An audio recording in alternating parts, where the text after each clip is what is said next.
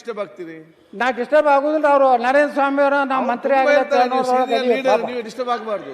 ಅಧ್ಯಕ್ಷರೇ, ನಮ್ಮ ಸರ್ಕಾರ ಇತ್ತು, ನಮ್ಮವ್ರು ಮುಖ್ಯಮಂತ್ರಿ ಇದ್ರು. 2 ವಿಮಾನ ನಿಲ್ದಾಣಗಳು ಒಂದೇ ಬಜೆಟ್ನಲ್ಲಿ ಅನೌನ್ಸ್ ಆದವು. ಶಿವಮೊಗ್ಗ ಮತ್ತು ವಿಜಯಪುರ. ಶಿವಮೊಗ್ಗಕ್ಕೆ 450 ಕೋಟಿ ರೂಪಾಯಿ ಕೊಟ್ಟರು, ಬಿಜಾಪುರಕ್ಕೆ 200, ಒಂದು ಸಣ್ಣ ಡಬ್ಬಿ, ಒಂದು ಇಂಥ ಅಳಗಾಡು ವಿಮಾನ.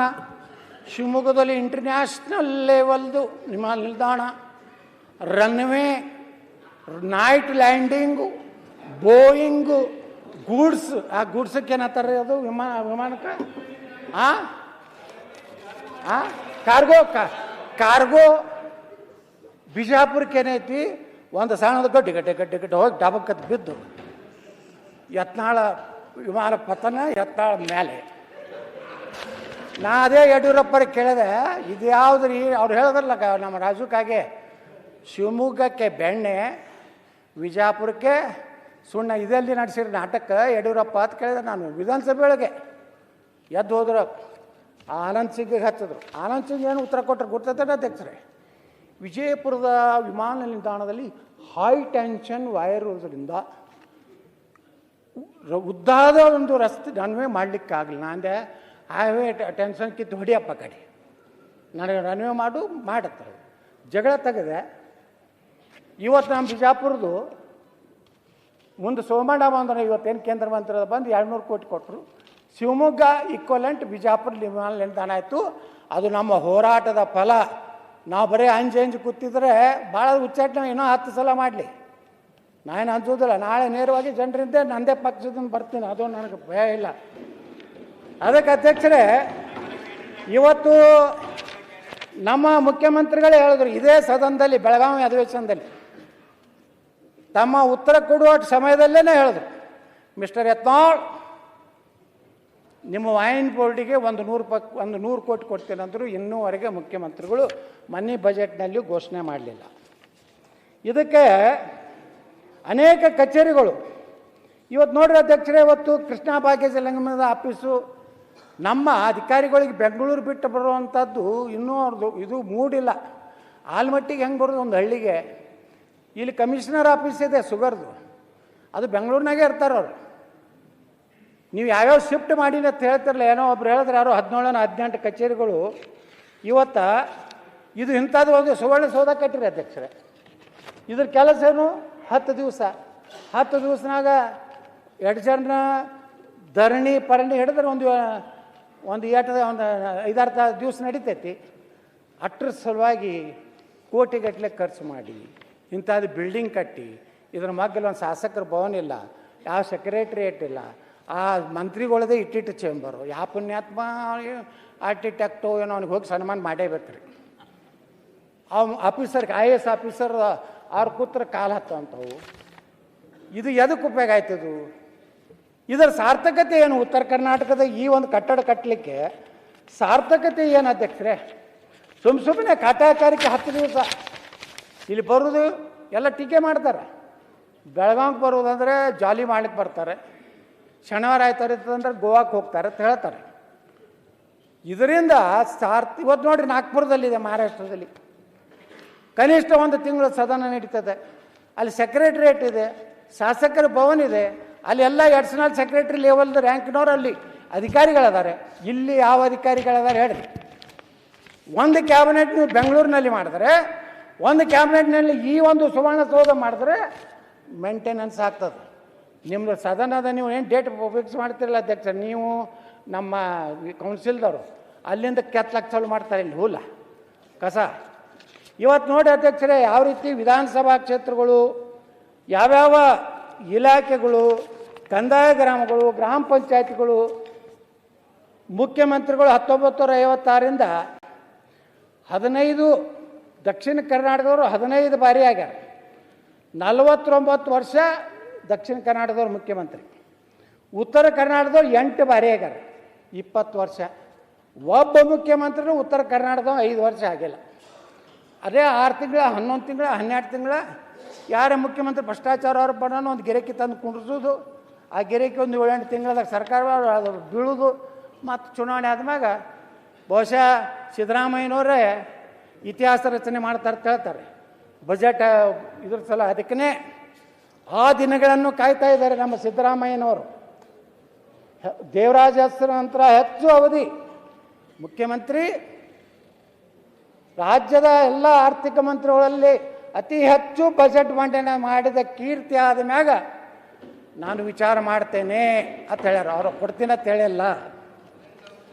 ವಿಧಾನಸಭಾ ಸ್ಥಾನಗಳು ಅಧ್ಯಕ್ಷರೇ, ದಕ್ಷಿಣ ಕರ್ನಾಟಕದಲ್ಲಿ 128, ಉತ್ತರ ಕರ್ನಾಟಕದಲ್ಲಿ 96, 32 ಡಿಲಿಮಿಟೇಷನ್ದಲ್ಲಿ ಹೋದು. ಲೋಕಸಭಾಗಳು ದಕ್ಷಿಣದಲ್ಲಿ 16, ಉತ್ತರದಲ್ಲಿ 12.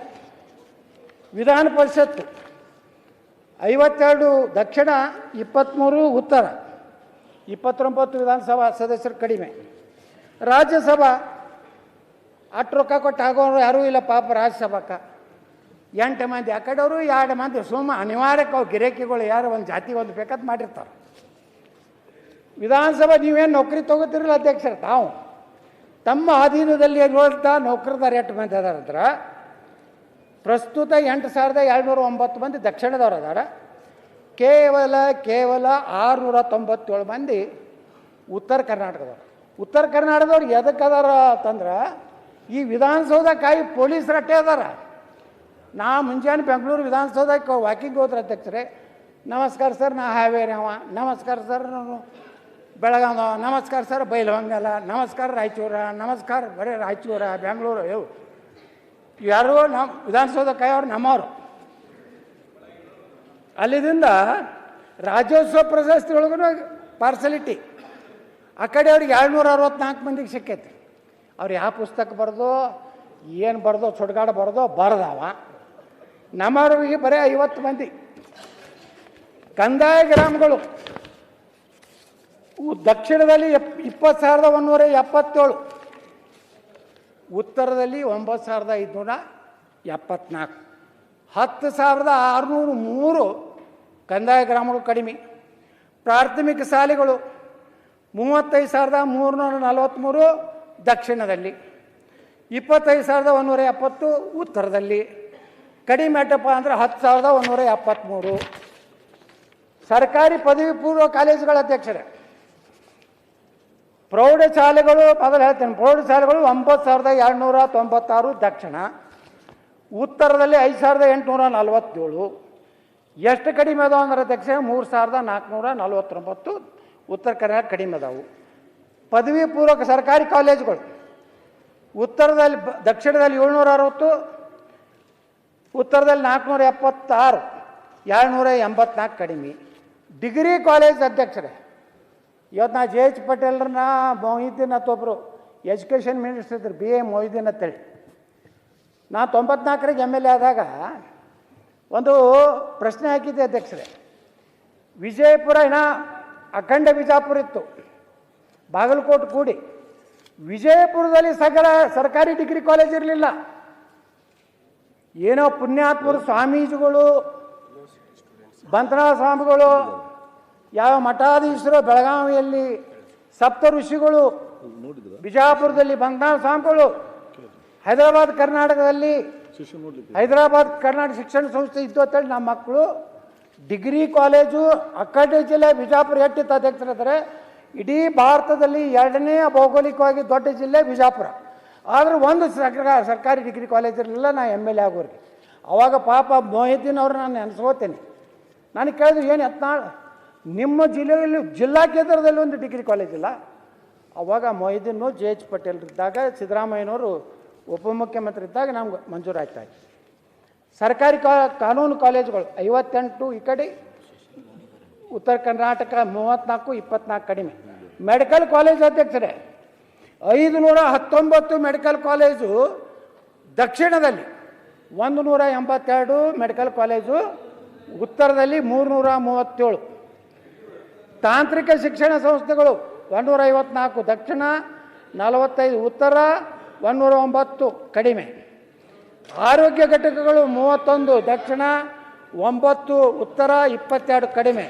ಸರ್ ಆರೋಗ್ಯ ಉಪಕೇಂದ್ರಗಳ ಅಧ್ಯಕ್ಷರೇ ಕರ್ನಾಟಕ ಆರೋಗ್ಯ ಮೆಡಿಕಲ್ ಕಾಲೇಜ್ ಇಲ್ಲ. ಉಪಕೇಂದ್ರಗಳು ಸುಮ್ಮನೆ ಮೆಡಿಕಲ್ ಕಾಲೇಜ್ 500 ಇಲ್ಲ. 5,385.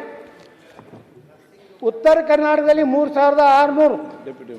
ಪ್ರಾಥಮಿಕ ಆರೋಗ್ಯ ಕೇಂದ್ರಗಳು ದಕ್ಷಿಣದಲ್ಲಿ 1,496, ಉತ್ತರದಲ್ಲಿ 875. ಸಮುದಾಯ ಆರೋಗ್ಯ ಕೇಂದ್ರ ಸ್ವಲ್ಪ ಈಕ್ವಲ್ ಇದೆ ಅಧ್ಯಕ್ಷರೇ. ಆಹಾರ ನಾಗರಿಕ ಪೂರೈಕೆ ಗೋದಾಮುಗಳು ದಕ್ಷಿಣದಲ್ಲಿ 123, ಉತ್ತರದಲ್ಲಿ 85, 38 ಕಡಿಮೆ. ಅಂಗನವಾಡಿಗಳು ಈಕ್ವಲ್ ಇದೆ, ನಾನು ಅಂಗನವಾಡಿ ಇಲ್ಲ, 35,398. ಉತ್ತರ ಕರ್ನಾಟಕದಲ್ಲಿ 34,544. ಯಾರೀ ನಿಮ್ಮಂಗೆ ನಾವು ಉತ್ತರ ಕನ್ನಡ ದಕ್ಷಿಣ ಕನ್ನಡ ಹಂಗೇನು ಮಾಡೋದಿಲ್ಲ. ನಾ ಇಡೀ ಕರ್ನಾಟಕ ಒಂದೇ ಇರ್ಬೇಕನ್ನೋ ಅಂತೀನಿ. ಅಂತಾರಾಷ್ಟ್ರೀಯ ವಿಮಾನ ನಿಲ್ದಾಣ ಅಧ್ಯಕ್ಷರೇ, ಈ ಬೆಂಗಳೂರಿನಾಗ ಒಂದೈತಿ. ಅನಂತಕುಮಾರ್ ಅವರು SM ಕೃಷ್ಣ ಅವರಿದ್ದಾಗ ಈ ಬೆಂಗಳೂರು ಮೆಟ್ರೋ ಬಂದಿದ್ದು SM ಕೃಷ್ಣ ಅನಂತಕುಮಾರ್ ಅವರು ಒಂದು ಕಾಂಬಿನೇಷನ್ ಏನಿತ್ತಲ್ಲ, ಇವತ್ತೇನು ನಮ್ಮ ಮೆಟ್ರೋ ಆಗಿದೆಯಲ್ಲ, ಅವರಿಬ್ಬರಿಗೂ ಗೌರವ ಸಲ್ಲಿಸ್ಬೇಕು. ಯಾರಿಗಂದರೆ SM ಕೃಷ್ಣ ಅವರಿಗೆ ಮತ್ತು ನಮ್ಮ ಅನಂತಕುಮಾರ್ ಅವ್ರಿಗೆ. ಅನಂತಕುಮಾರ್ ನಿಜವಾಗಿ ಕರ್ನಾಟಕಕ್ಕೆ ಹೆಚ್ಚು ಕೇಂದ್ರದಿಂದ ಕೆಲಸ ಮಾಡಿಕೊಟ್ಟಂಥವ್ರು ಇವತ್ತು ನಾನು ಅನಂತಕುಮಾರ್ ಅವ್ರನ್ನ, ದಿವಂಗತ ಅನಂತಕುಮಾರ್ನ ಈ ಸಂದರ್ಭದಲ್ಲಿ ನಾನು ನೆನೆಸಲಿಕ್ಕೆ ಬಯಸ್ತಾ ಇದ್ದೀನಿ. ಆದರೆ ಅಂತಾರಾಷ್ಟ್ರೀಯ ಇನ್ನೊಂದು ವಿಮಾನ ನಿಲ್ದಾಣ ಮತ್ತು ಬೆಂಗಳೂರಿಗೆ, ಅಂದರೆ ಬೆಳಗಾವಿ ಧಾರವಾಡ ನಡ್ಬೇಕು, ಎಲ್ಲಿಯೂ ಇಂಟರ್ನ್ಯಾಷನಲ್ ಏರ್ಪೋರ್ಟ್ ಬೇಡವಾ? ಒಂದು ITBT ಮಂಗಳೂರು ಬಿಡ್ರಿ, ನಾನು ಬೆಂಗಳೂರು ನಾನು ತುಲನಾತ್ಮಕ ಮಾಡ್ಲಿಕ್ಕತ್ತಿದ್ದು ಉತ್ತರ ಕರ್ನಾಟಕ ದಕ್ಷಿಣ ಕರ್ನಾಟಕ. ಮಂಗಳೂರಿಗೆ ಹಾಕಿದ್ದಕ್ಕೆ ನಮಗೇನು ತೊಂದರೆ ಇಲ್ಲ.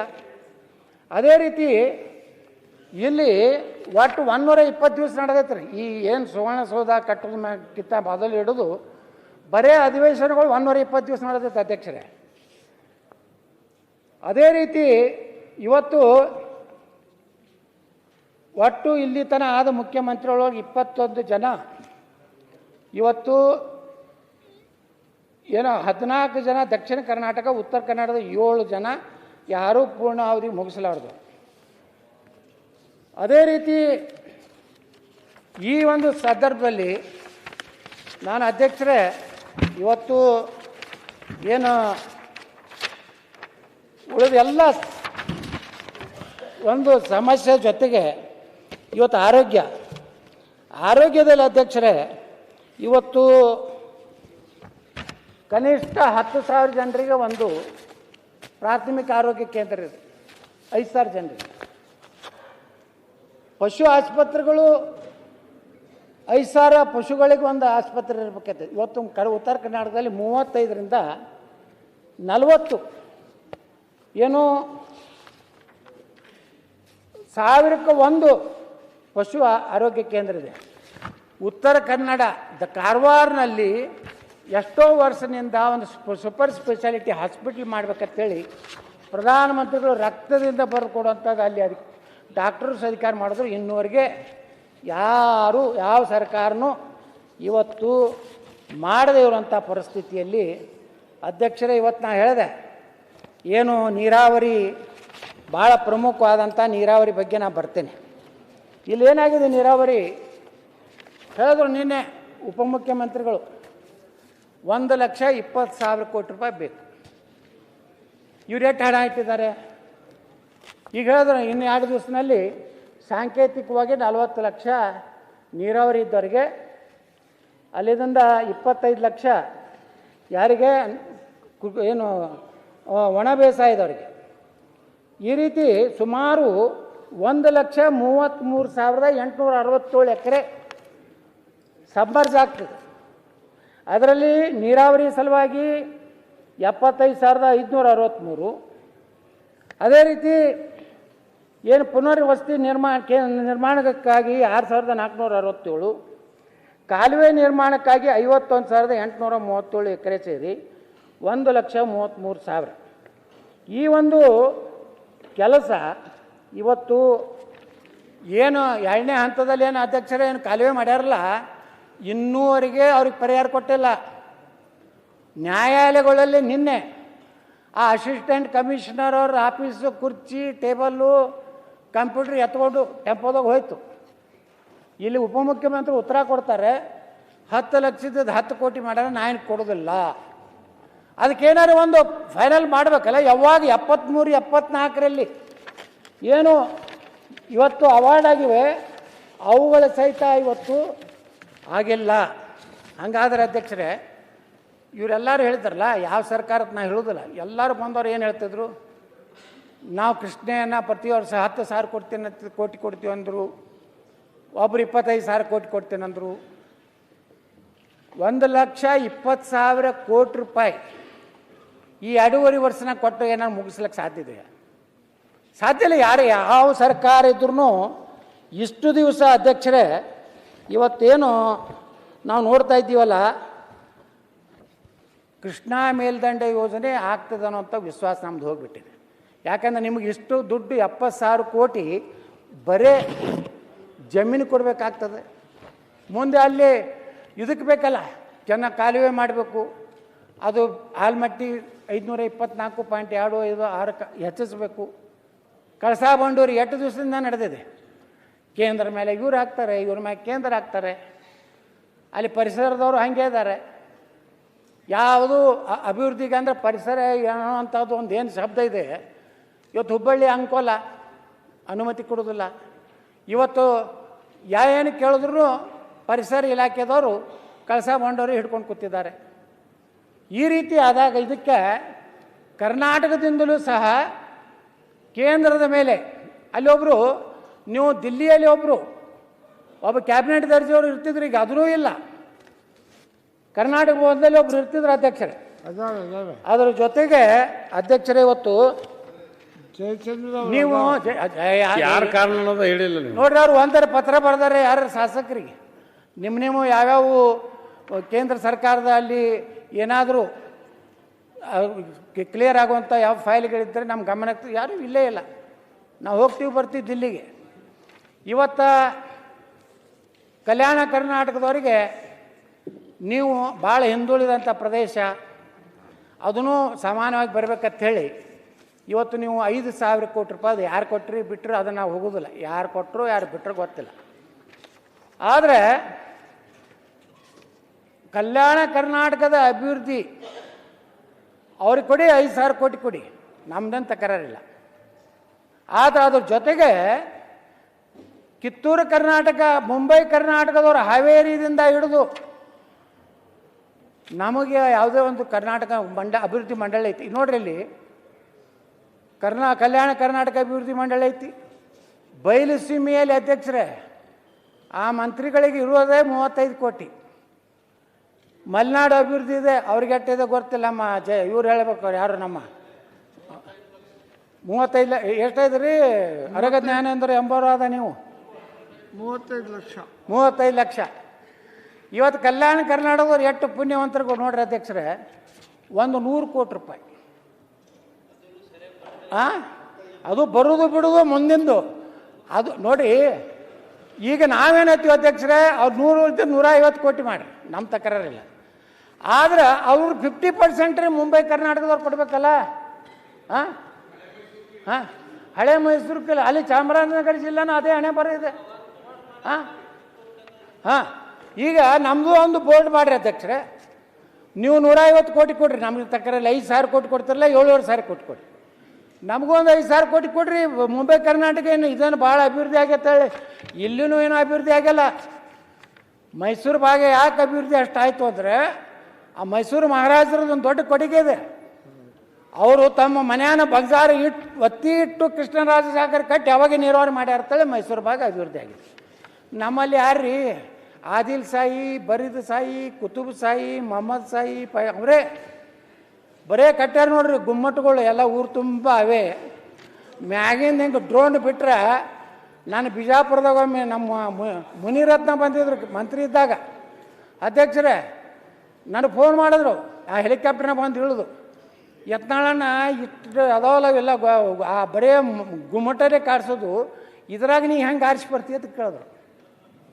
ಬಿಜಾಪುರ ಹಾಗೆ, ಬೀದರು ಹಾಗೆ, ಕಲಬುರಗಿ ಹಾಗೆ, ರಾಯಚೂರು ಹಾಗೆ, ಸ್ವಲ್ಪ ಬೆಳಗಾವ ಮುಂಬೈ ಸಮೀಪದಿಂದ ಡೆವಲಪ್ಮೆಂಟ್ ಆಯಿತು. ಅದಕ್ಕೆ ನಾನು ಈ ಸರ್ಕಾರಕ್ಕೆ ಮಾನ್ಯ ಮುಖ್ಯಮಂತ್ರಿಗಳಿಗೆ ಆಗ್ರಹ ಮಾಡ್ತೀನಿ, ನಮ್ಮದು ಒಂದು ಕಲ್ಯಾಣ ಕರ್ನಾಟಕ ಹೆಂಗೆ ಮಾಡಿರಿ ಹಂಗೆ ಕಿತ್ತೂರು ಕರ್ನಾಟಕ ಅಭಿವೃದ್ಧಿ ಮಂಡಳಿ ಮಾಡಿ ನಮಗೂ ಪ್ರತಿಯೊಂದು MLAಗೆ 50 ಕೋಟಿ ಕೊಡ್ಬೇಕಂತೇಳಿ ಯಾರು ಮುಂಬೈ ಕರ್ನಾಟಕದವ್ರು ಅವ್ರು ಚಪ್ಪಾಳಿ ಹೊಡಿತಾರೆ ತಿಳ್ಕೊಂಡು ನೀವು ಹೊಡಿಲ್ಲ ಅಂದ್ರೆ ಬಿಡಲಕ್ಕ. ಏನ್ರಿ ಕೊಂಡ್ರೆಡ್ಡಿ ಅವರ ಎಲ್ಲ ಕಟ್ಟದ ನೋಡ್ರಿ. ಅದಕ್ಕೆ ಅಧ್ಯಕ್ಷರೇ, ಇನ್ನು ಮುಂದಿನ ಅಧ್ಯಕ್ಷರೇ, ಇದು ಭಾಳ ಸೀರಿಯಸ್, ರೈತ ವಿರೋಧಿ, ರೈತರ ಬಗ್ಗೆ ಒಟ್ಟೆ ಕಾಳಜಿ ಇಲ್ಲಾರ್ದವ್ರು. ಆ ವಿಷಯನೂ ಸತ್ಯವನ್ನು ನಾ ಇವತ್ತು ಹೇಳಬೇಕಾಗಿದೆ. ಅಲ್ಲ, ಕಳಸಾ ಬಂಡ್ರಿ ಮುಚ್ಚಿಟ್ಟು ಯಾರಿಂದ ನಿಂತಂತ ಹೇಳಲ್ಲ. ಕಳಸಾ ಬಂಡೂರಿ ಹೇಳಿದ್ರಲ್ಲ, ಕೇಂದ್ರ ಮತ್ತು ರಾಜ್ಯ ಅಂತ ಎರಡು ಹೇಳಿದ್ರು ಅವರೇ. ನೋಡ್ರಿ, ಆ ನ್ಯಾಯಾಲಯದಾಗ ನಾ ಪರಿಸರದ ಹೇಳ್ದಲ್ಲ, ನರೇಂದ್ರ ಸ್ವಾಮಿ ಅವ್ರ ಪರಿಸರ ಹೇಳಿಲ್ಲ, ದಿಲ್ಲಿ ಪರಿಸರ ಹೇಳಿದ್ದು. ಅಲ್ಲಿ ಹೋದ್ರೆ ಬರೀ ಇದೆ ಹಣೆ ಬರ. ಹಿಂದೆ ಕೆ ಎಚ್ ರಂಗನಾಥ್ ನೀವು ಯಾರಿಗೆ ಮಾತಾಡ್ತೀರಿ ಅಧ್ಯಕ್ಷರೇ, ತಾವು ನೋಡ್ತೀವಿ, ನೀವು ನಿಮ್ಮ ಕಡೆ ಬಹಳ ಗಂಭೀರವಾಗಿ ನೋಡ್ತಾ ಇದ್ದೀನಿ, ತಾವು ನಗ್ತಾ ಇಲ್ಲ, ಅದಕ್ಕೆ ನನಗೆ ಸಮಸ್ಯೆ ಆಗಿದೆ. ಅಧ್ಯಕ್ಷರೇ, ಇವತ್ತು ಈ ಕರ್ನಾಟಕದ ಉತ್ತರ ಕರ್ನಾಟಕದಲ್ಲಿ ಸುಮಾರು 58 ಸಕ್ಕರೆ ಕಾರ್ಖಾನೆ. ಈ ರೈತರು ಮುಗ್ಧರಾದರೆ ಪಾಪ ಅವ್ರಿಗೇನೂ ಗೊತ್ತಿಲ್ಲ. ಕೆಲವೊಂದು ಸೋಕಾಲ್ಡ್ ಟೆಕ್ನಾಲಜಿ ಮತ್ತು ಏನದು ಎಲ್ಲ ತಿಳುವಂತಹ ಒಬ್ರು ಕೆಲವೊಂದು ಮಂದಿ ಅದಾರೆ, ಮೇಧಾವಿಗಳು. ಅವ್ರು ಏನು ಕೊಡ್ತಾರೆ, 1 ಟನ್ ಕಬ್ಬನ್ನು ನುರಿಸಿದ್ರೆ ಒಂದು ಸಕ್ಕರೆ ಕಾರ್ಖಾನೆಗೆ 14,500 ರೂಪಾಯಿ ಉಳಿತಾವು. ಮತ್ತು ರೈತರು ಅವಾಗ 3,500 ಬೇಡೋದು ಏನು ತಪ್ಪೈತೆ ಅಧ್ಯಕ್ಷರೇ? ನೀವು ಹೇಳ್ಬೇಕಲ್ಲ, 14,500 ರೂಪಾಯಿ ಒಂದು ಟನ್ನಿಗೆ ಉಳಿತಿದ್ರೆ ಇವತ್ತಿನ ಎಲ್ಲ ಸಕ್ಕರೆ ಕಾರ್ಖಾನೆ ಮಾಲಕರು ಹೆಲಿಕಾಪ್ಟರ್ ಇಡ್ತಿದ್ರಿಲ್ರಿ ಲಕ್ಷ್ಮಣಣ್ಣವ್ರ? ಇಡ್ತಿದ್ರಿಲ್ಲ? ಯಾಕೆ ಹೇಳ್ತಾರೆ ನೋಡ್ರಿ ಅಧ್ಯಕ್ಷರೇ, ನಾನು ಇಲ್ಲಿ ಲೆಕ್ಕನೇ ಕೊಡ್ತೀನಿ, ಇದನ್ನ ಚಾಲೆಂಜ್ ಮಾಡ್ತೀನಿ. ನನಗೆ 14,500 ರೂಪಾಯಿ ಒಂದು ಟನ್ನಿಗೆ ಉಳಿತಿದ್ರೆ ಇವತ್ತು ನನ್ನ ಸಕ್ಕರೆ ಕಾರ್ಖಾನೆ ಅವರಿಗೆ ಮಾಡ್ಲಿಕ್ಕೆ ಕೊಡ್ತೇನೆ. ನಮ್ಮ ಸಕ್ಕರೆ ಕಾರ್ಖಾನೆ ಮಾಡಿದ್ವಿ ಅಧ್ಯಕ್ಷರೇ. 10 ವರ್ಷದಿಂದ ಪಿ ಚಿದಂಬರಂ ಅವರ ಮಗಳ ಒಂದು ಕಾರ್ಖಾನೆ ಮೊದಲು ರಾಜರಾಜೇಶ್ವರಿ ಇತ್ತು, ಅವರು ಅಲ್ಲಿ ಮಾಡಲಿಕ್ಕೆ ಆಗಲಿಲ್ಲ, ಓಡೋದ್ರು. ಹೈದರಾಬಾದ್ ಒಂದು ಕಂಪ್ನಿ ಅವ್ರು ಮಾಡಲಿಕ್ಕೆ ಆಗಲಿಲ್ಲ, ಓಡೋದ್ರು. ಯಾಕಂದ್ರೆ ಚಿದಂಬರಂ ಒಂದು ಅದಕ್ಕೆ ಭೂಮಿ ಪೂಜೆ ಮಾಡಿದ್ರು. 10 ವರ್ಷದಿಂದ ಪಂಜಾಬ್ ನ್ಯಾಷನಲ್ ಬ್ಯಾಂಕ್ನವ್ರ ಅಧ್ಯಕ್ಷರೇ ಆಕ್ಷನ್ಗೆ ಕರೆದ್ರೆ ಒಬ್ಬರು ಅದಕ್ಕೆ ಟೆಂಡರ್ ಹಾಕಲಿಲ್ಲ.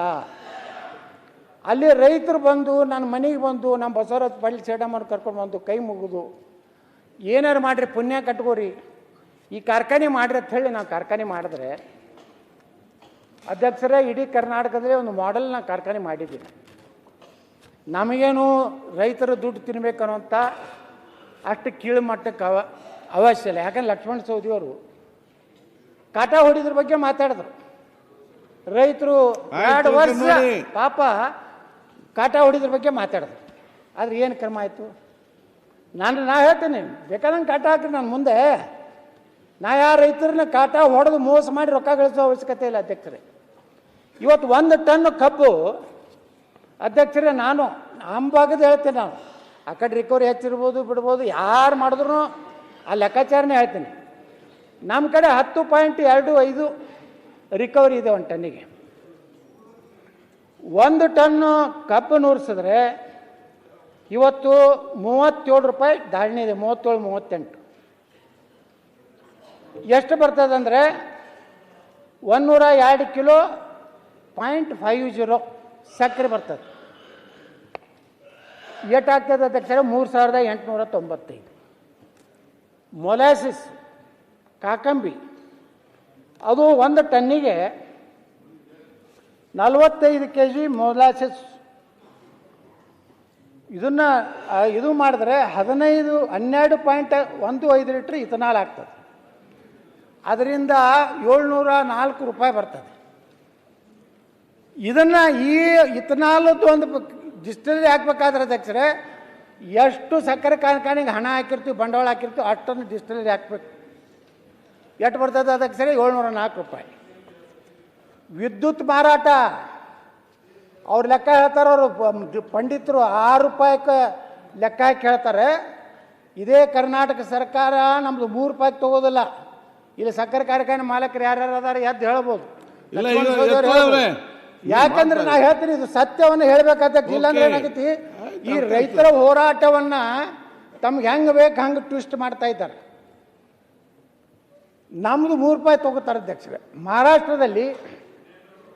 ಮಹಾರಾಷ್ಟ್ರ ಸರ್ಕಾರ 5 ರೂಪಾಯಿ 25 ಪೈಸೆ ಖರೀದಿ ಮಾಡ್ತದೆ, 75 ಪೈಸೆ ಸರ್ಕಾರ ಏನ್ರಿ ಲಕ್ಷ್ಮಣವ್ರ 6 ರೂಪಾಯಿ 25 ಪೈಸೆ ಮಹಾರಾಷ್ಟ್ರದವರು ಕರೆಂಟ್ಗೆ ನಮ್ಮದು ತಗೊಂಡು ನಮಗೆ ರೊಕ್ಕ ಕೊಡ್ತಾರೆ ಅಧ್ಯಕ್ಷರೇ. ಆದರೆ ಇಲ್ಲಿ ನಮಗೆ ಆ ವಿದ್ಯುತ್ತಿನಿಂದ 96 ರೂಪಾಯಿ ಬರ್ತದೆ. ಆ 96ರಲ್ಲಿ ಪರ್ ಯೂನಿಟ್ 60 ಪೈಸೆ ಮತ್ತು ಮುರ್ಕೋತಾರೆ. ಅಲ್ಲಿಂದ ಬಗ್ಯಾಸ್ ಅಂತ ಹೇಳ್ತಾರೆ. ಕಬ್ಬು ಕೃಷಿಂಗ್ ಆದ್ಮ್ಯಾಗ ಎಷ್ಟು ಕಾರ್ಖಾನೆ ನಡಿಲಾಕ ಉಪಯೋಗ ಆಗಿ ಎಷ್ಟು ಉಳಿತದಲ್ಲ ಅದರಿಂದ 140 ರೂಪಾಯಿ ಬರ್ತದೆ. ಪ್ರೆಸ್ಮೇಟ್ ಮೊದಲು ಏನು ಮಾಡ್ತಿದ್ರು ರೈತರು ತಮ್ಮ ಹೊಲಗಳಿಗೆ ಹೋಯ್ತಿದ್ರು, ಹೊಲಕ್ಕೆ ಹಾಕ್ತಿದ್ರು. ಈ ಪರಿಸರ ಇಲಾಖೆದವ್ರು ಅದಕ್ಕೆ ರಿಸ್ಟ್ರಿಕ್ಟ್ ಮಾಡ್ಯಾರ, ಹಾಕ್ತಕ್ಕದಲ್ಲ. ಅಂದರೆ 4847 ರೂಪಾಯಿ 1 ಟನ್ನು ಕಬ್ಬು ಕ್ರಷಿಂಗ್ ಮಾಡಿದ್ರೆ ಒಂದು ಕಾರ್ಖಾನೆಗೆ ಬರುವಂಥ ಆದಾಯ. ಇನ್ನು ಅಧ್ಯಕ್ಷರ ಖರ್ಚು ಹೇಳ್ಬೇಕಲ್ಲ, ಇದು ಏನದ ಅಥೆಂಟಿಕೇಟ್ ಇದೆ. ಇದು ಬೇಕಾದ್ರೆ ನಾನು ಈ ಸರ್ಕಾರಕ್ಕೆ ಆಗ್ರಹ ಮಾಡ್ತೀನಿ. ಅದೇನು 14,500 ರೂಪಾಯಿ ತೇನು ಹೇಳ್ಯಾರಲ್ಲ, ರೈತರು ತಲೆ ಕೆಡ್ಸಾರಲ್ಲ, ಅವ್ರಿಗೆ ನಾ ಹೇಳ್ತೀನಿ ಅದನ್ನು ಪ್ರೂವ್ ಮಾಡಬೇಕು.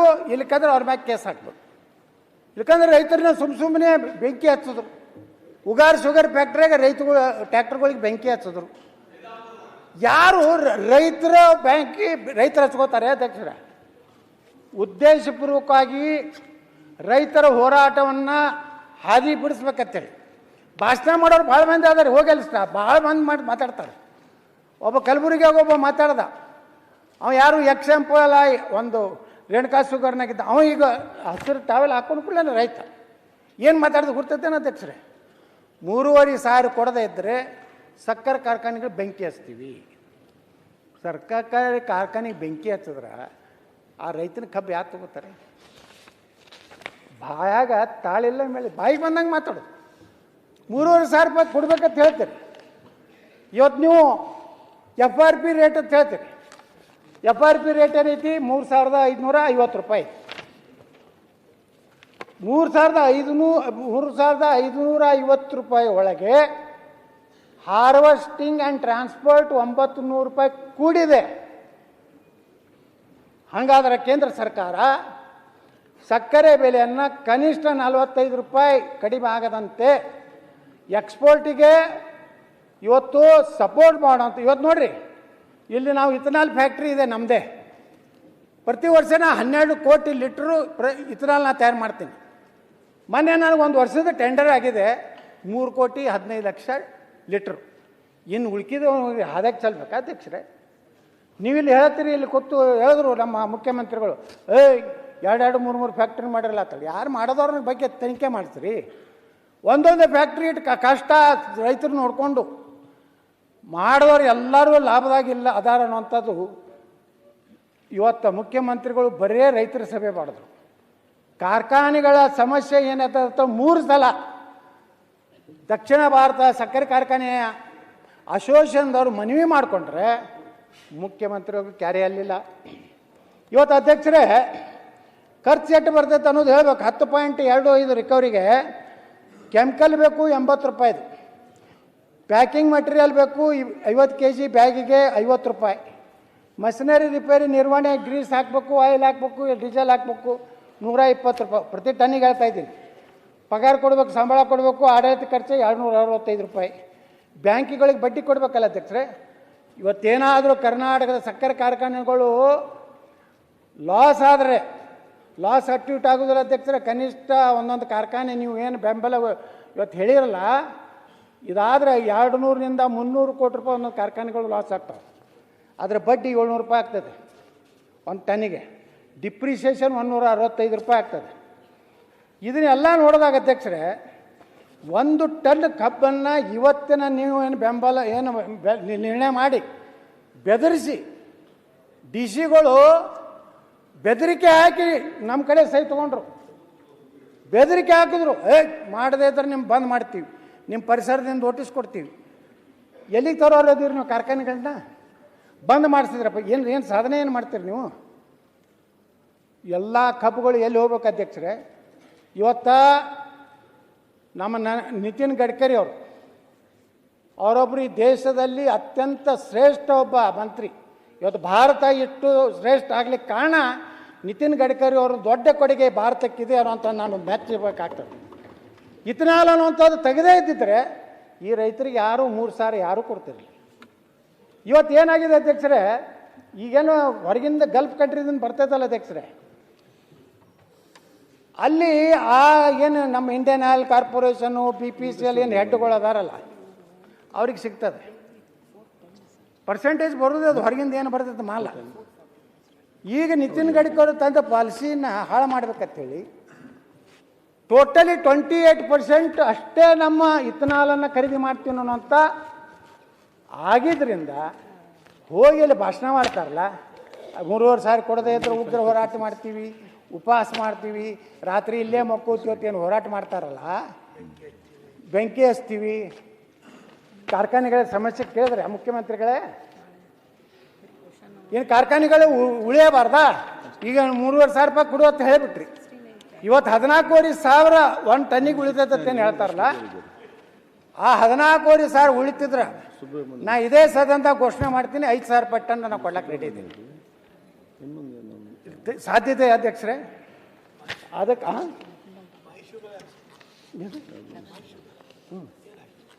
ಮತ್ತೆ ಇಷ್ಟ ಆಯ್ತಲ್ಲ ಅಧ್ಯಕ್ಷರೇ, ಸಹಕಾರಿ ಕ್ಷೇತ್ರದಲ್ಲಿ ಸಕ್ಕರೆ ಕಾರ್ಖಾನೆಗಳಿದ್ದು ಇವತ್ತೆಲ್ಲ ಹಾಳದು.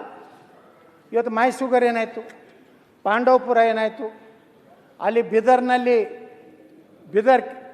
ಯಾವುದು ಸಹಕಾರಿ ಸಕ್ಕರೆ ಕಾರ್ಖಾನೆ ಏನಾಯಿತು, ಎಲ್ಲ ಲೀಸ್ಗಳನ್ನು ಯಾರಿಗೆ ಕೊಟ್ರಿ? ಪ್ರೈವೇಟ್ ಕಂಪ್ನಿ ಕೊಟ್ರಿ. ಯಾಕೆ ಕೊಟ್ರಿ? ಅಲ್ಲಿ ರೈತರೇ ಶೇರ್ ಹೋಲ್ಡರ್ ಇದ್ರಲ್ಲ, ಸಹಕಾರಿ ಕ್ಷೇತ್ರದಾಗ ಶೇರ್ ಹೋಲ್ಡ್ರ್ ಯಾರು?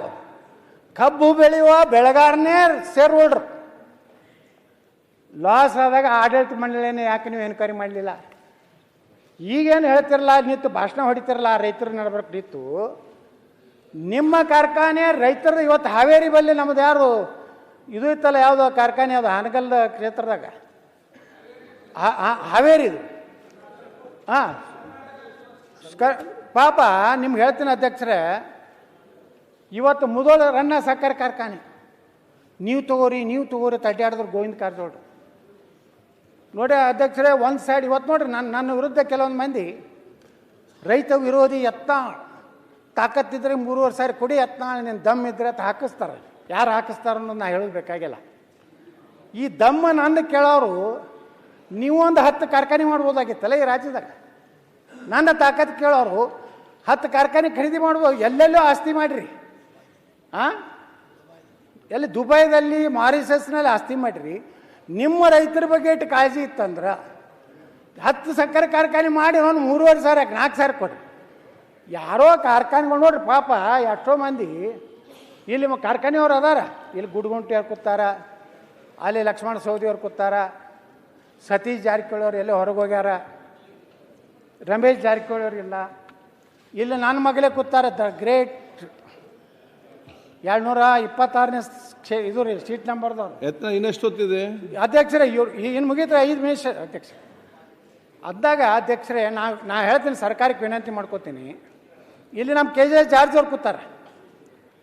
ಇವರು ಸೋಲಾರ್ದಲ್ಲಿ ಯಾರ್ಯಾರಿಗೆ ಎಷ್ಟು ರೊಕ್ಕ ಕೊಡ್ತಾರೆ ಅನ್ನೋದು ನಾ ಪ್ರಶ್ನೆ ಕೇಳಿದ್ರೆ ಅದು ಅನ್ಸ್ಟಾರ್ ಆಗೈತೆ. ಅವ್ರು ಏನು ಉತ್ತರ ಕೊಡ್ತಾರೆ. ನೀವು 3,000 ಏನು ನೀವು ನಿಗದಿ ಮಾಡಿರಲ್ಲ ಬೆಲೆ, ನಾವು ಕೊಡ್ಲಾಕ್ ತಯಾರಿದೆ.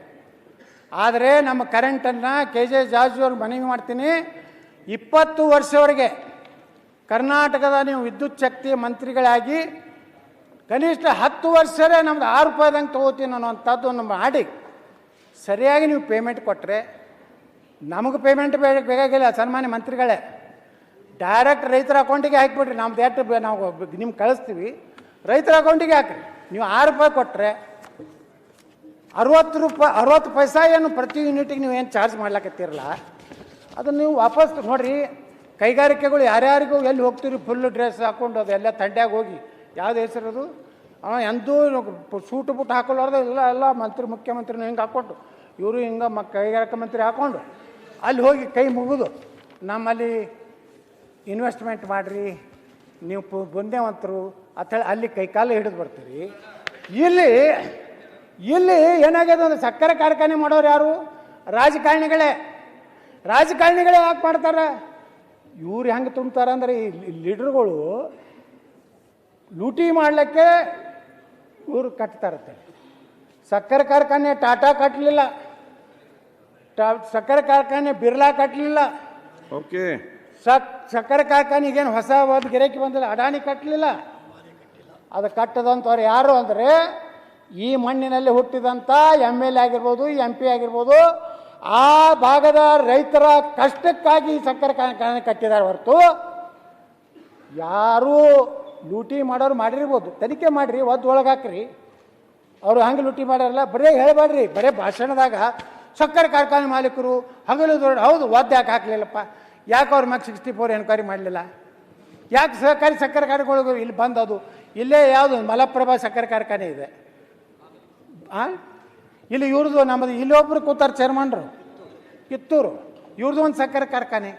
ಅಲ್ಲಿ ಲಕ್ಷ್ಮೀ ಹೆಬ್ಬಾಳ್ಕರ್ ಅವ್ರದ್ದು, ಅವರು 2 3 ಗೊತ್ತಿಲ್ಲ. ಎಲ್ಲ ಪಾರ್ಟಿಯವರು ಅದವ್ರ ಅಧ್ಯಕ್ಷರಲ್ಲಿ. ಆದ್ರೆ ಇಲ್ಲ JDSನವರು JDSನಾಗ ಮಾಡ್ಕೊಟ್ಟಾರೆ, BJPಗೆ ಹೋಗ್ಯಾರ. ಅದಕ್ಕೆ ನಾ ಹೇಳೋದೇನು ಅಧ್ಯಕ್ಷರೇ, ನೀವು ಕಾರ್ಖಾನೆಗಳ ಪರಿಸ್ಥಿತಿ ನೋಡಿರಿ. ವಾಸ್ತವಿಕತೆಯನ್ನು ಈ ರಾಜ್ಯದ ಸಕ್ಕರೆ ಮಂತ್ರಿಗಳು ಮಾಡಬೇಕಾಗಿತ್ತು, ಮಾಡಲಿಲ್ಲ. ಎಲ್ಲರ ಮುಂದೆ ನಾನು ಕಾಟ ಹಾಕ್ತೀನಿ ಅಂದರು. ಯಾರ್ದಾರ ಕಾಟ ನಾನು ಹೇಳಿದೆ ಮೊದಲು ನನ್ನ ಕಾರ್ಖಾನೆ ಮುಂದೆ ಕಾಟ ಹಾಕಿ, ರೈತರದ್ದು ಕಾಟ ಹೊಡೆದು ಏನು ಮಾಡೋದದ, ನನಗೆ ಇಟ್ಟೆ ಆಗ್ತೈತೆ ಪತ್ತು ಕೊಡ್ತೀನಿ ಅಂದ್ರೆ ರೈತರು ಒಪ್ಕೋತಾರೆ. ಓಕೆ, ಅದಕ್ಕೆ ಹೇಳ್ತೀನಿ ಅಧ್ಯಕ್ಷರೇ, ಒಂದು ಕಮಿಟಿಯನ್ನು ಎಕ್ಸ್ಪರ್ಟ್ಸ್ ಕಮಿಟಿ ಸಕ್ಕರೆ ಕಾರ್ಖಾನೆಗಳ ಕಷ್ಟ ಏನಿದೆ, ಯಾವ ರೀತಿ ಸಕ್ಕರೆ ಕಾರ್ಖಾನೆಗಳ ಪರಿಸ್ಥಿತಿ ಇದೆ, 1 ಟನ್ನಿಗೆ ರೈತರ ಕಷ್ಟ ಏನಿದೆ, ಕಾರ್ಖಾನೆಗಳ ಕಷ್ಟ ಏನಿದೆ, ಇದನ್ನು ರಿವೈವಲ್ ಮಾಡಬೇಕಾದ್ರೆ, ಪುನಶ್ಚೇತನ ಮಾಡಬೇಕಾದ್ರೆ ಕೈಗಾರಿಕೆ ಮಂತ್ರಿಗಳು, ವಿದ್ಯುತ್ ಮಂತ್ರಿಗಳು, ಸಕ್ಕರೆ ಮಂತ್ರಿಗಳು ಎಲ್ಲರೂ ಕೂಡಿ ಚರ್ಚೆ ಮಾಡಿ ಕಾರ್ಖಾನೆಗಳನ್ನು ಉಳಿಸ್ರಿ. ನೀವು ಇದೇ ರೀತಿ ಸುಮ್ಮನೆ ಕೊಡದೇ ಇದ್ರೆ ಜೈಲಿಗೆ ಹಾಕ್ತೇನೆ, ಕೊಡದೇ ಇದ್ರೆ ಏನು ಜೈಲಿಗೆ ಹಾಕ್ತಾರೆ ಹಾಕಿರಿ, ಮತ್ತೇನು ಮಾಡೋದು? ಮಾಡಿವಲ್ಲ ನೋಡಿ, ಕೆತ್ತೆ ಬೀಜಿ ಮಾಡೀವಿ, ತಪ್ಪು ಮಾಡೀವಿ, ಭಾಳ ದೊಡ್ಡ ತಪ್ಪು ಮಾಡೀವಿ. ನಾವು ಇದನ್ನು ಮಾಡಬಾರ್ದಾಗಿತ್ತು. ಆರಾಮ್ ಉಳುಕಿದವ್ರಂಗೆ ವಿದೇಶನಾಗ ಆಸ್ತಿ ಮಾಡಿಕೊಂಡು ಇಲ್ಲಿ ಬಂದು ಟಿಪ್ ಟಾಪ್ ಆಗಿ ರಕ್ತ ಕ್ರಾಂತಿ ಆಗಲಿ, ಹುಲಿಗಳು ನಾವು ಇಲಿಗಳು ಅಂತ ಹೇಳಿ ಇಲ್ಲಿ ಭಾಷಣ ಹೊಡಿಯೋದು ಭಾಳ ಚಂದ ಐತಿ. ಯಾರು ಏನು ಯಾರಿಗೆ ಹೋಗ್ಬೇಕದು ಹೋಗಿ ಸೋನ್ ರೆಡ್ಡಿ ನಿಮಗೆ ತಂದು ನಿಮಗೆ ಚುಚ್ಚುತ್ತೈತೆ, ಚುಚ್ಚುತ್ತದೆ. ಅದಕ್ಕೆ ನಾನು ಆಗ್ರಹ ಮಾಡ್ತೀನಿ, 14,500 ಕೆಲವೊಂದು ಚಾನಲ್ದವ್ರು, ಅವರು ಮಹಾನ್ ಗ್ರೇಟ್ ಚಾನಲ್ದವ್ರು ಅದಾರು, ಅವ್ರು ಕೂತು ಹೌದಾ 14,500 ನೋಡಿ ರೈತರಿಗೆ ಕಾರ್ಖಾನೆ ಮಾಲೀಕರಿಂದ ಭಾರಿ ಮೋಸ ಆಯ್ತು, ಡ್ಯಾಂಡ್ ಡ್ಯಾಂಡ್ ಡ್ಯಾಂಡ್. ಅರೆ ನಾ ಆ ಸಂಪಾದಕ ಹೇಳಿದ, ಒಬ್ಬ ಸಂಪಾದಕ ಫೋನ್ ಮಾಡಿದಾನ, ಭಾಳ ಚಂದ ಡಿಬೇಟ್ ನಡೆಸಿದ್ರು. ನಿಮ್ಮ ಮಗನ ಕೂತಲ್ಲ ಗಿರಾಕಿ 14,500 ಅಂತ ಹೇಳ್ತಾನಲ್ಲ, ಸ್ವಲ್ಪ ಫೋನ್ ನಂಬರ್ ಕೂಡ ಹೇಳಿದೆ ಅಧ್ಯಕ್ಷರು. ಅವ್ನು ಇನ್ನತನ ಫೋನೇ ಮಾಡಲಿಲ್ಲ, ನಾನು ಫೋನೇ ಎತ್ತಲಾಗ್ಯಾರಿ. ಅವ್ನು ಕರ್ಕೊಂಡು ಬಂದು ನಾವು 1 ಕೋಟಿ ರೂಪಾಯಿ ಪಗಾರ ಕೊಡ್ತೀನಿ, ಅವನಿಗೆ ತಿಂಗಳ ಎಷ್ಟು ಕೊಡ್ತೀನಿ ಗಣೇಶ, 1 ಕೋಟಿ ರೂಪಾಯಿ ಪಗಾರ ಕೊಡ್ತೀನಿ, ನಮಗೆ 14,000 ರೂಪಾಯಿ ಬೀಳಂಗೆ ಮಾಡ್ಬೇಕು. ಹಾಂ, ಎಲ್ಲಿ 13,000 4,000 ಅಟ್ಟೆ ಕೊಡಲಿ ಅಧ್ಯಕ್ಷರು, 10,000 ಅವನೇ ತೊಗೊಳ್ಳಿ. ರೈತರಿಗೆ 5,000 ಕೊಡ್ತಾನೋ 6,000 ಕೊಡಲಕ್ಕ. ಇದರಿಂದ ಏನಾಗ್ತದೆ ಅಧ್ಯಕ್ಷರೇ, ಯಾವುದೇ ಸರ್ಕಾರ ಬರಲಿ, ಇವತ್ತು ನೀವು ಅನುಭವಿಸ್ತೀರಿ, ನಾಳೆ ಈ ಕಡೆಯವರು ಬಂದ್ರೆ ಅವರು ಇದು ರೈತರು ಬಿಡ್ತಾರೆ. ಯಾರು ಮಗನೇ ಅವತ್ತು ಬಂದು ಭಾಷಣ ಹೊಡಿತಿದ್ದಲ್ಲ, ಮಗನ ಕೊಡು ಅಂತಾರೆ ನಮ್ಮ ಭಾಷೆದಾಗ, ಮಗಳ ಕೊಡು, ನಾಟಕ ಮಾಡ್ತೇನೆ, ನೀನು ನಾಟಕ ಮಾಡಕ್ಕೆ ಬಂದು ಅವಾಗ ಬಂದು ಮಕ್ಕೊಂಡಿದ್ದಲ್ಲ, ಇಲ್ಲೇ ಇರೋದು ತಮ್ಮ ಆ ಥರ. ಹಾಂ, ಬರೇ ಇಂಥ ಇವತ್ತು ಮೆಕ್ಕೆಜೋಳ ಮಾಡಿದ್ರೆ ಅಧ್ಯಕ್ಷರೇ 24,000 ತೊಗೋಬೇಕಂತ ಕಂಡೀಷನ್ ಮಾಡಿದ್ರು. 2,400 ತೊಗೊಂಡು 1 ಲೀಟ್ರ್ ನಾವು ಎಥನಾಲ್ ತಯಾರು ಮಾಡಬೇಕಾದ್ರೆ 73 ರೂಪಾಯಿ ಆಗ್ತದೆ. ಇನ್ನು 2 ರೂಪಾಯಿ ಯಾರು ಕೊಡ್ತಾರೆ? ಈ ಲಾಸು ಇವತ್ತು ಅಧ್ಯಕ್ಷರು ನಿಮ್ಗೆ ಹೇಳ್ತೀನಿ, ಒಂದು ಅಂಕಿ ಸಂಖ್ಯೆ ಹೇಳಿ ನಾನು ಮುಗಿಸ್ತೀನಿ. 10.25 ರಿಕವರಿ ಇದ್ದವ್ರಿಗೆ 1 ಟನ್ ಕ್ರಷಿಂಗ್ ಈಗಿನ ರೇಟ್ ಏನು ನೀವು ಫಿಕ್ಸ್ ಮಾಡಿರಲ್ಲ, ಅದನ್ನು ಕೊಟ್ಟರೆ 883 ರೂಪಾಯಿ ಲಾಸ್ ಆಗ್ತದೆ ಅಧ್ಯಕ್ಷ. 5 ಲಕ್ಷ ಟನ್ನು 900 ಹಿಡೀರಿ 945 ಎಟ್ರಿ 45 ಕೋಟಿ ಆಗ್ತದಿಲ್ಲ ರೀ ಗುಡ್ಗುಂಟೆವ್ರ.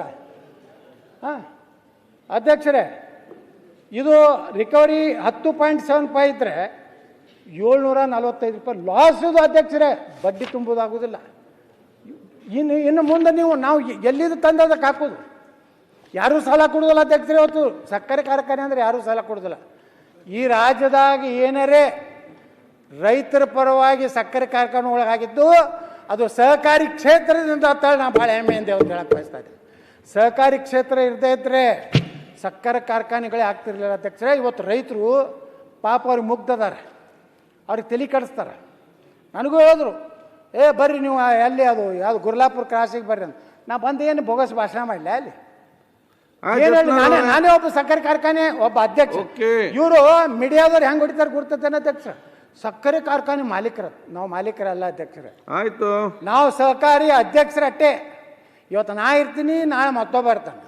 ಅದಕ್ಕೆ ಸಿದ್ದರಾಮಯ್ಯನವರು ಇಷ್ಟೊಂದು ನಿರ್ಲಕ್ಷ್ಯ ಸಕ್ಕರೆ ಕಾರ್ಖಾನೆಗಳ ಬಗ್ಗೆ ಭಯಂಕರ ಹಗುರವಾಗಿ ತಿಳ್ಕೊಂಡಾರಲ್ಲ. ಮುಂದಿನ ವರ್ಷ ನಮ್ಮ ರಾಜು ಕಾಗೇವ್ರು ಏನು ಹೇಳ್ದಾರಲ್ಲ, ಜೂನ್ದಾಗ ನೀವು ಸಭೆ ಕರೀರಿ, ರೇಟ್ ಫಿಕ್ಸ್ ಮಾಡಿರಿ. ಕೆಲವೊಂದು ಮಂದಿಗೆ ಏನಾಗ್ಬಿಟ್ಟದ ಸ್ಟ್ರೈಕ್ ಮಾಡೋದು. ಯಾವಾಗ ಸ್ಟ್ರೈಕ್ ಮಾಡ್ತಾರೆ ಗೊತ್ತೈತೇನ ಅಧ್ಯಕ್ಷರೇ? ನಾವು ಈ ಗ್ಯಾಂಗ್ಗಳನ್ನು ತರ್ತೀವಿ ರೀ ಮಹಾರಾಷ್ಟ್ರದಿಂದ. ಒಂದೊಂದು ಕಾರ್ಖಾನೆಯವ್ರು 8 ಕೋಟಿ ರೂಪಾಯಿ ಇನ್ವೆಸ್ಟ್ಮೆಂಟ್ ನಮ್ಮ SR ಪಾಟೀಲ್ ಎತ್ತೊಳಗೆ ಕಾಂಗ್ರೆಸ್ನ ಒಬ್ಬರು ಸಕ್ಕರೆ ಕಾರ್ಖಾನೆ ಮಾಡ್ಯಾರ. 75ರಿಂದ 80 ಕೋಟಿ ರೂಪಾಯಿ ಮಹಾರಾಷ್ಟ್ರದಲ್ಲಿ ಅಡ್ವಾನ್ಸ್ ಕೊಡ್ತೀವಿ ಅಧ್ಯಕ್ಷ. ಅದರಾಗ ಪ್ರತಿ ವರ್ಷ ಒಂದು ಸಕ್ಕರೆ ಕಾರ್ಖಾನೆ 8ರಿಂದ 10 ಕೋಟಿ ರೂಪಾಯಿ ಅಲ್ಲಿ ಇರುವುದೇ ಇಲ್ಲ ಅಧ್ಯಕ್ಷರು. ಅವ್ರದ್ದು ಏನೂ ಮಾಡೋಕ್ಕಾಗೋಲ್ಲ. ಒಂದು ಪತ್ರೆ ಜಂಗತಿ ಪತ್ರೆ ಇರ್ತದೆ, ಜಳಗಾವ ಜಾಲ್ನಾ. ಆಯ್ತು, ಇದು ಯಾಕೆ ಹೇಳ್ತೀನಿ ಅದು ಅಧ್ಯಕ್ಷರೇ, ಇದನ್ನ ಯಾರೂ ಮಾತಾಡೋದಿಲ್ಲ. ಎಲ್ಲರೂ ರೈತರ ಪರವಾಗಿ ಮಾತಾಡ್ತಾರೆ. ರೈತ ಯಾವಾಗ ಉಳಿತಾನ? ಕಾರ್ಖಾನೆ ಉಳಿದ್ರೆ ಉಳಿತಾನ. ರೈತರನ್ನ ನೀವು ಮುಣಗಿಸ್ಲಾಕ ಈ ರೀತಿ ಸಿದ್ದರಾಮಯ್ಯನವರು ನೀವು ಕೇಂದ್ರ ಮ್ಯಾಗ ಹಾಕೋದು, ಕೇಂದ್ರದವ್ರು ರಾಜ್ಯದ ಮ್ಯಾಗ ಹಾಕೋದು, ಇದು ನಮಗೆ ಬೇಕಾಗಿಲ್ಲ. ವಾಸ್ತವಿಕತೆ ಕೇಂದ್ರದ್ದು ಜವಾಬ್ದಾರಿ ಇದೆ. ಇವತ್ತು ನೀವು 71 ರೂಪಾಯಿ ಮೆಕ್ಕೆಜೋಳ ಪ್ರತಿ ಲೀಟ್ರಿಗೆ ಇಥನಾಲ್ ಕೊಡ್ತಿರಲ್ಲ, ಅದನ್ನು 75 ಮಾಡಿ. 65 ರೂಪಾಯಿ ಇವತ್ತೇನು ನಮ್ಮ ಕಬ್ಬಿನ ಮೇಲಿನ ಇಥನಾಲ್ ಕೊಡ್ತಿರಲ್ಲ, ಅದನ್ನು 70 ರೂಪಾಯಿ ಮಾಡಿರಿ. ಅಕ್ಕಿ ನೋಡ್ರಿ ಅಧ್ಯಕ್ಷರೇ, ನಿಮ್ಗೆ ಇಷ್ಟು ಕೆಟ್ಟ ಅನ್ನಿಸ್ತದ. ಒಂದು ಕಡೆ ಬಡವರಿಗೆ ಅಕ್ಕಿ ಇಲ್ಲ ಅಂತ ನಾವು ಹೇಳ್ತೀವಿ. ಈಗ ನನಗೆ ಲಕ್ಷ್ಮಣನವ್ರು 1,000 ಟನ್ ಬಸನಗೌಡ ಮಾನ್ಯ ಅಧ್ಯಕ್ಷರೇ, ಬಸನಗೌಡ ಪಾಟೀಲರು 2 ವಿಷಯ ತೊಗೊಂಡು ಮಾತಾಡ್ತಾ ಇದ್ದಾರೆ. ಒಂದು ಸಕ್ಕರೆ ಕಾರ್ಖಾನೆ, ಇನ್ನೊಂದು ಇಥನಾಲ್ ಬಗ್ಗೆ. ಇಥನಾಲ್ಗೆ 75 ರೂಪಾಯಿ ಕೊಡಬೇಕು ಅಂತ ಕೇಳ್ತಾ ಇದ್ದೀರಿ. ಆಯಿತು, 75 ರೂಪಾಯಿ ಕೊಡ್ತಾರಂತ ಇಟ್ಕೊಡ್ರಿ. ಏನು ಮಾಡ್ತೀರಿ ನೀವು ಪ್ರೊಡಕ್ಷನ್ ಮಾಡಿ? ಹೇಳ್ರಿ, ಅದನ್ನು ನೀವು ಹೇಳ್ರಲ್ಲ ಅಧ್ಯಕ್ಷರೇ. ನೀವು ಆಡಳಿತ ಪಕ್ಷದವ್ರ ಅಂಕಿ ಸಂಖ್ಯೆ ಹೇಳ್ರಿ. ನನಗೆ ಎಷ್ಟೈತಿ ನಾನು ತೊದಲು ನೋಡಿ ಹೇಳೀನಿ. ಈಗ ಇಡೀ ರಾಜ್ಯದಲ್ಲಿ ಗೋವಿನ ಜೋಳ ರೇಟ್ ಬಿತ್ತು ಅಧ್ಯಕ್ಷ. 4ರಿಂದ 5 ವರ್ಷ ತನಕ ಇವತ್ತು ಗೋವಿನ ಜೋಳದ ರೇಟು 2,400 ರೂಪಾಯಿ ಫಿಕ್ಸ್ ಇತ್ತು. ಈ ವರ್ಷ ಗೋವಿನ ಜೋಳದ ರೇಟ್ ಯಾಕೆ ಬಿತ್ತು? ನಾವು ವಿರೋಧ ಪಕ್ಷದ ನಾಯಕರು ಮಾತಾಡೋ ಮುಂದೆ ಏನೋ ಮಾತಾಡೋದು ಬೆಳಕು ಚೆಲ್ತಾರಂತ ನಾನು ಗಮನ ಹರಿಸಿದೆ. ಪಕ್ಕಕ್ಕಿದ್ದ ಉಪನಾಯಕರು ಏನಾದ್ರು ಬೆಳಕ ಚೆಲ್ತಾರಂದ್ರೆ ಅವರು ಯಾಕೋ ಬಂದ್ ಮಾಡ್ಕೊಂಡು ಕುಂತರು. ಅಧ್ಯಕ್ಷರೇ, ಇಡೀ ದೇಶದೊಳಗೆ ಇಥನಾಲ್ ಪ್ರೊಡಕ್ಷನ್ ಮಾಡ್ತಕ್ಕಂಥದ್ದು ಒಂದು ಹೊಸ ಇಂಡಸ್ಟ್ರಿ ಬಂದಿದೆ. ಅದರಿಂದ ಕಬ್ಬು ಬೆಳೆಗಾರರಿಗೆ ಲಾಭ ಆಗಿದೆ, ಕಾರ್ಖಾನೆಯವ್ರಿಗೆ ಲಾಭ ಆಗಿದೆ, ಗೋವಿನ ಜೋಳ ಬೆಳೀತಕ್ಕಂಥವ್ರಿಗೆ ಲಾಭ ಆಗಿದೆ, ಮತ್ತು ಭತ್ತ ಬೆಳೀತಕ್ಕಂಥವ್ರಿಗೆ ಲಾಭ ಆಗಿದೆ. ಕೇಂದ್ರ ಸರ್ಕಾರ ಇವತ್ತಿನ ದಿವಸ ನಾವೇನು ಇಥನಾಲನ್ನು ಪ್ರೊಡಕ್ಷನ್ ಮಾಡ್ತೀವಿ, ನಮ್ಮ ರಾಜ್ಯದಿಂದ ಎಷ್ಟು ತಗೊಳ್ತಾ ಇದ್ದಾರೆ, ಮಹಾರಾಷ್ಟ್ರದಿಂದ ಎಷ್ಟು ತಗೊಳ್ತಾ ಇದ್ದಾರೆ, ಗುಜರಾತಿದಿಂದ ಎಷ್ಟು ತಗೋತಾರೆ ಅಂತಕ್ಕಂಥದ್ದು ಸ್ವಲ್ಪ ಅವಲೋಕನ ಮಾಡಬೇಕಲ್ಲ.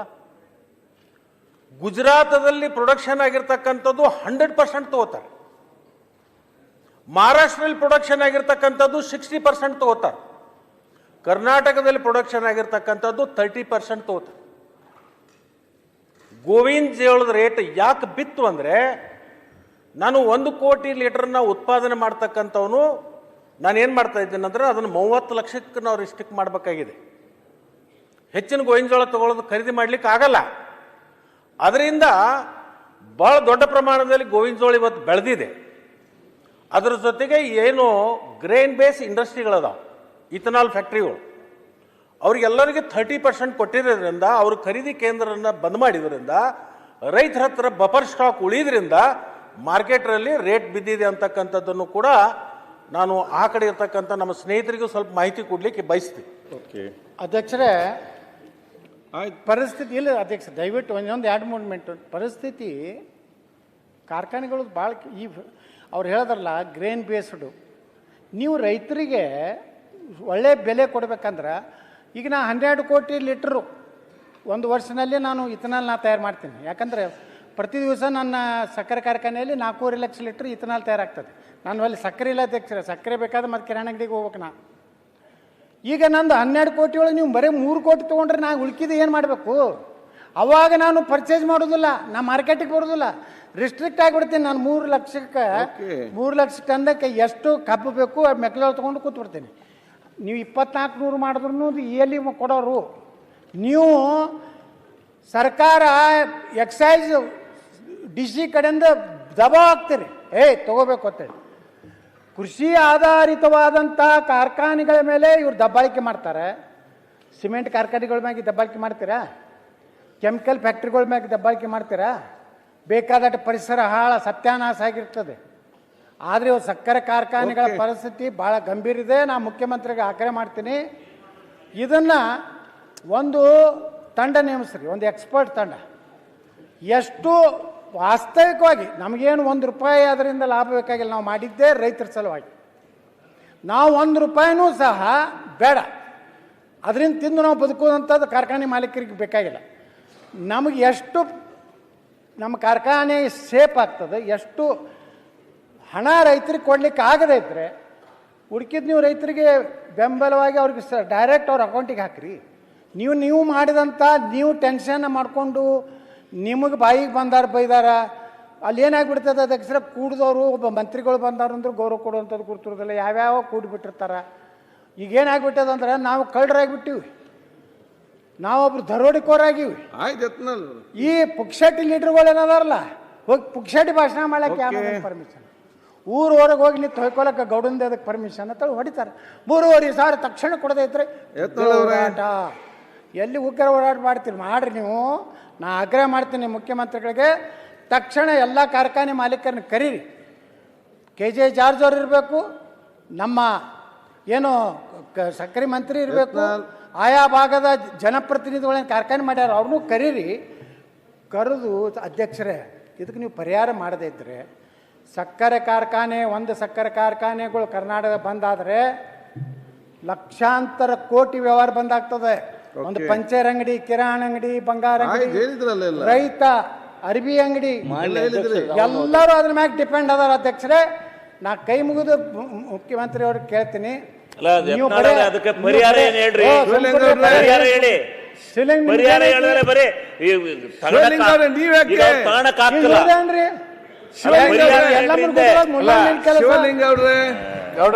ಅಧ್ಯಕ್ಷ ಎಲ್ಲಮ್ಮ ಗುಡ್ದಾಗ ಈ ಮುಲ್ಲಂದ್ ಏನ್ ಕೆಲಸ?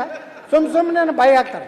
ಅದಕ್ಕೆ ನಾ ಆಗ್ರಹ ಮಾಡ್ತೀನಿ, ಮುಖ್ಯಮಂತ್ರಿಗಳು ತಕ್ಷಣ ಸಭೆ ಕರೀರಿ, ಸೂಕ್ತ ಪರಿಹಾರ ಕೊಡ್ರಿ. ನೀವು ಎಷ್ಟು ಪರಿಹಾರ ಕೊಡ್ತೀರಿ ಅದನ್ನು ನಾವು ರೈತರಿಗೆ, ನೀವು 3,500 ಕೊಡ್ಬೇಕತ್ತಿರಲ್ಲ, ನಾವು ಕೊಡ್ಲಿಕ್ಕೆ ತಯಾರಿದ್ದೀವಿ. ನಮ್ಮದು ಏನದ ಉಪ ಉತ್ಪನ್ನಗಳನ್ನು ಕೇಂದ್ರ ಸರ್ಕಾರಕ್ಕೂ ನೀವು ಕರ್ಕೊಂಡು ಹೋಗ್ರಿ, ಪ್ರಧಾನಮಂತ್ರಿಗಳ ಬಳಿ ನಮ್ಮನ್ನು ಕರ್ಕೊಂಡು ಹೋಗ್ರಿ. ನಾವು ಪ್ರಧಾನಮಂತ್ರಿಗಳೇ ಒತ್ತಾಯ ಮಾಡ್ತೀವಿ. ಪ್ರಧಾನಮಂತ್ರಿಗಳ ನಿರ್ಣಯ ಮಾಡಿದ್ರಿಂದಲೇ ಈ ದೇಶದಾಗ ಸುಮಾರು 1 ವರ್ಷಕ್ಕೆ $1,00,000 ಕೋಟಿ ಫಾರಿನ್ ಎಕ್ಸ್ಚೇಂಜ್ ಉಳಿದಲಿಕ್ಕೆ ಕಾರಣ ನರೇಂದ್ರ ಮೋದಿಯವರು ಅನ್ನೋಂಥ ಮಾತನ್ನು ಹೇಳಿ ನಾನು ಅಭಿನಂದನೆಯನ್ನು ನಮ್ಮ ನಿತಿನ್ ಗಡ್ಕರಿ ಸಲ್ಲಿಸಿ, ಯಾರೇ ರಾಜಕಾರಣ ಮಾಡಲಿ, ಯಾರೇ ನನ್ನ ವಿರುದ್ಧ ಕೇಂದ್ರ ಹೈಕಮಾಂಡ್ ಕೇಳಿ, ಐ ಡೋಂಟ್ ಕೇರ್. ನಾನು ರೈತರ ಪರವಾಗಿರ್ತೀನಿ, ಕಾರ್ಖಾನೆಗಳ ಪರವಾಗಿರ್ತೀನಿ, ಉತ್ತರ ಕರ್ನಾಟಕ ಪರವಾಗಿರ್ತೀನಿ, ಪರವಾಗಿರ್ತೀನಿ. ಕರ್ನಾಟಕ ಒಂದೇ ಇರಬೇಕು, ನಾವೆಲ್ಲ ಸಮಾನತೆಯಿಂದ ಅಭಿವೃದ್ಧಿ ಆಗ್ಬೇಕಂತ ಕೇಳ್ಕೊಂಡು ನಾನು ಮಾತು ಮುಗಿಸ್ತೀನಿ. ಅವಕಾಶ ಕೊಟ್ಟಿದ್ದಕ್ಕೆ ಧನ್ಯವಾದಗಳು. ಅಧ್ಯಕ್ಷರೇ, ಮಧ್ಯಾಹ್ನ ಮಾತಾಡಲಿಲ್ಲ, ಎಲ್ಲಿ ಹೋಗೋದು? ಇಲ್ಲ ಇರ್ತಾರೆ. ಮಾನ್ಯ ಅಧ್ಯಕ್ಷರೇ, ಅವಕಾಶಕ್ಕಾಗಿ ನಾಳಿದೆ, ಸೋಮವಾರ ಇದೆ. ಧನ್ಯವಾದಗಳು. ಮಾನ್ಯ ಅಧ್ಯಕ್ಷರೇ, ಒಂದು ಸ್ಮಾಲ್ ವಿಷಯ. ಇವು ನೀವೇನು ಇಲ್ಲಿ ರೋಸ್ಟರ್ ಮಾಡಿರಿ ಮಿನಿಸ್ಟ್ರುಗಳಿಗೆ, ಮುಂಜಾನಿಂದ ಒಂದು ನಿಮಿಷ ಯಾರೂ ಬಂದಿಲ್ಲ. ಸತೀಶ್ ಜಾರಕಿಹೊಳಿ, ರಹೀಂ ಖಾನು, ಲಕ್ಷ್ಮೀ ಹೆಬ್ಬಾಳ್ಕರ್ ಇವರೆಲ್ಲ ನೀವೇ ರೋಸ್ಟರ್ ಫಿಕ್ಸ್ ಮಾಡಿರಿ ಬರ್ಬೇಕಂತೇಳಿ.